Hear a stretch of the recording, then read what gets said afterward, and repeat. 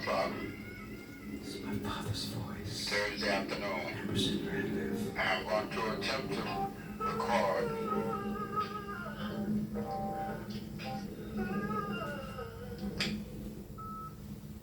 You're attempting, Dad. You're attempting. This is Emerson Radcliffe. I'm recording my autobiography, hoping to enlighten my kids to some of the great moments in my life and some of the difficult moments maybe happened. My life begins 7 to 8 years ago in a little country town in Mount Olive, Mississippi. I was reared by my grandparents on my mother's side.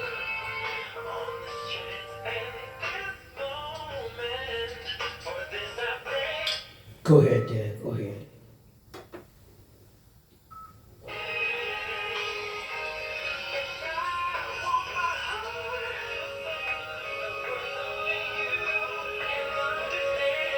Before I get in too deep of my own life, I'm going to give a brief background of my family tree. I mentioned my grandparents on my mother's side, who I was reared, who reared me up. There was Phoebe Easterlin and Hetty. They had 9 kids. Give their names somewhere along in this recording. But my Let's go out in the grandmother background. and grandfather on my father's side was Alonzo Ratliff and Corrine Ratliff. My father, Stuart Ratliff, and my mother, Bertie Ratliff, brought me into this world as young parents.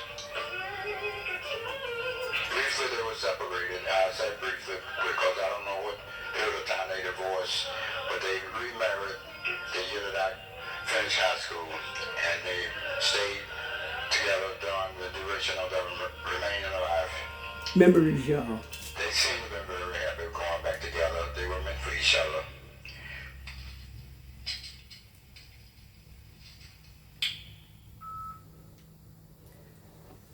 So that's a brief synopsis of my father's life. Short, but sweet. And we think about memories every day. And y'all know I can't play the piano, but I'm trying to make it work. And here's my mother in the background.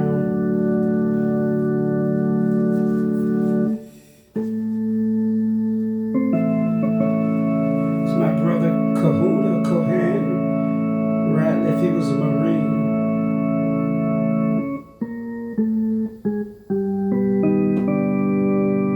He passed last year.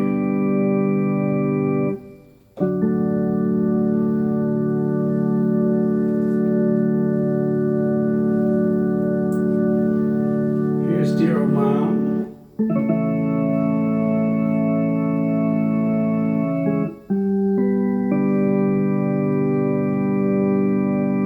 We love you, Mom.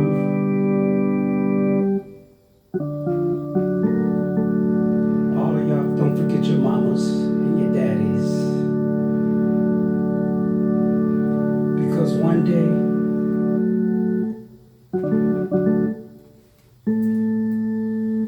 they'll be gone. How do I say goodbye?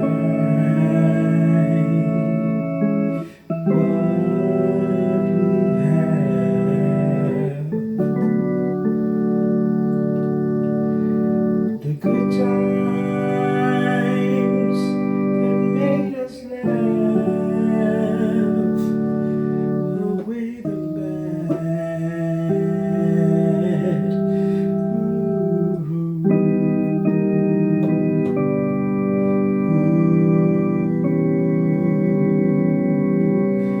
Although today seems like although today seems like forever, but I hope it's all the way.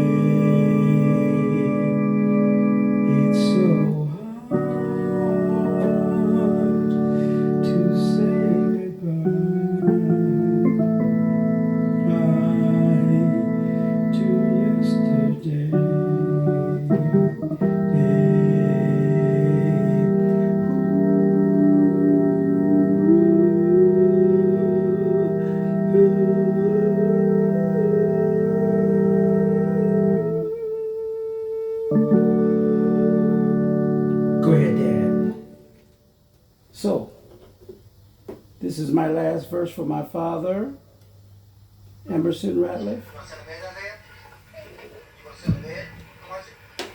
You guys know I can't do that piano that well. So.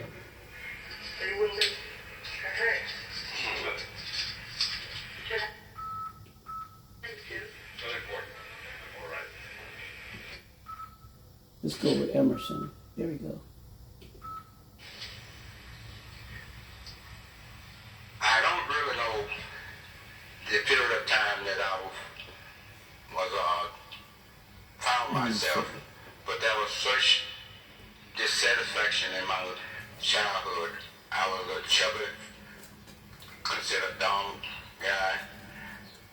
You wind up an engineer from I found Tuskegee. myself in being alone because I didn't think I had anyone to really look up to that could really tell me.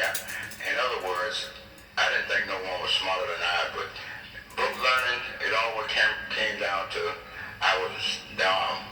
I really didn't have the But you grasp weren't of dumb, things. Dad. But then this was a school down in Mount Pleasant. Back, I guess I must have been fourth or fifth grade. And then all the way through, we had teachers that hadn't finished college. So my English teacher, Miss Carol Lee, lived right across the field from us. And it was dumbfounding to think about what we was put through trying to make something out of ourselves, but it just didn't work. Now, if I had to say something positive to a group of young Remember people, your parents, y'all. especially what the educators say, a mind is a terrible thing to waste. Amen. I would add something else to it. The mind is yours. You got to decide what you want to do. So close your eyes and think about the decision that confronts you. I mean, do I work hard? Do I go to school?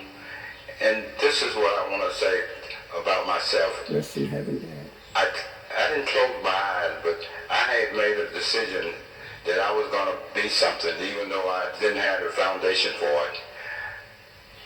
Eventually, Mount Pleasant School closed down, and we consolidated with school in Lincoln High School in Mount Olive.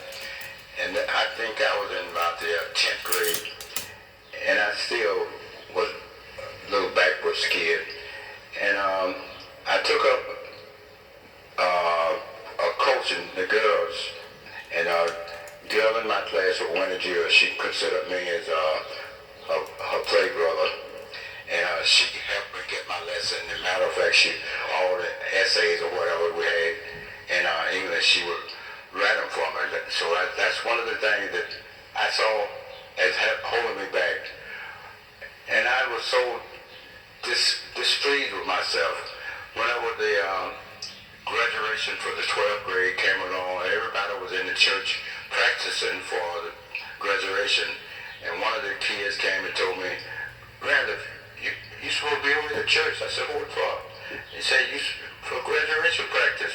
I didn't even have the inkling that I was going to graduate from the 12th grade. So I rushed over there, and I did graduate from the 12th grade. It was really a happy moment, but I didn't expect to graduate because, truthfully, I didn't deserve it. But so my mother and father, they had gone back together that time, so that made double happiness because to see my mother and father back together, and I finished high school, and it was time for me to make a decision. As one of the cases was, if someone else had made the decision, they would have said I wasn't college material.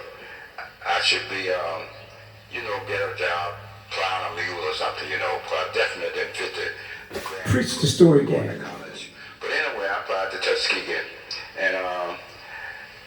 and what made me make that decision, Tuskegee had an engineering course for 5 years. The first year you took basic electricity, because they said the country kids didn't know anything about electronic or anything, so which were true, because they built that school in the consolidation in Mount Olive, and they had to have a lab, a workshop, and white kids from the high school came and did the electrical wiring. And Professor Why'd they do it? the principal there. So I asked him, why come we couldn't do the wiring ourselves? So he said, well, do you know anything about electricity? No.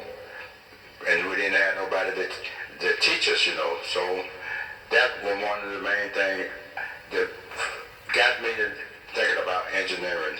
I didn't want to just be a copycat. So I had big ideas, although I didn't have the foundation to fulfill them right at that point. So I told Professor Blair and I was going to major in engineering, so we got around to my grandfather Alonzo. So he said, boy, don't you think you should step a little bit ahead of yourself? Never you know? stop, y'all. So he didn't even think I had the ability to do it. So I told him no. And what I'm laughing at, my girlfriend, Clotilde, she told the kids I was going to Tuskegee to drive a train, you know, engineer. That's all she knew about engineers, or they say engineer, you know, drive the train. So, and you know, it really made it amazing because once I'm gonna jump ahead of myself a little bit. When I went in the Air Force, I was stationed in Wisconsin, and you know the radar set had the big bubbles around the radar for prevent rain and snow and whatever. But anyway, they had three diesel engines in there, so when they had bad weather, we had to start those diesels up to pump electricity out to keep the bubbles up. So that I was in charge one weekend, and I had to start. That's my father talking from heaven. You know, you got the master and then the circle. So I said, oh, this is so funny. This girl said I was going to college to drive a train. Now I am working with a diesel engine, you know, so that's why I had to jump ahead. I mean, it just struck me. It was so. So you guys, this is part of the story that my father left behind for his children and grandchildren. And so, and I'll take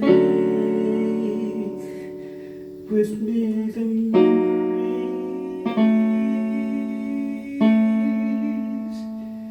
bring back, see I messed it up. Bring back sunshine, the rain. I'm gonna mess this whole interview up, y'all.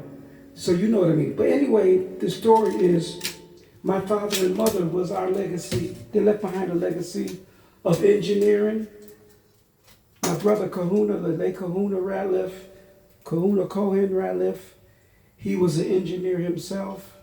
And my mother was a school teacher. She had her master's in social work. And my brother Kahuna was a Marine. He just passed last year. Anyway, forget the chords that I make. I don't care. But anyway, long story short, you guys have a great day and a blessed day. This is from Dr. Philander Van Ratliff. Always pursue your dreams. Love you.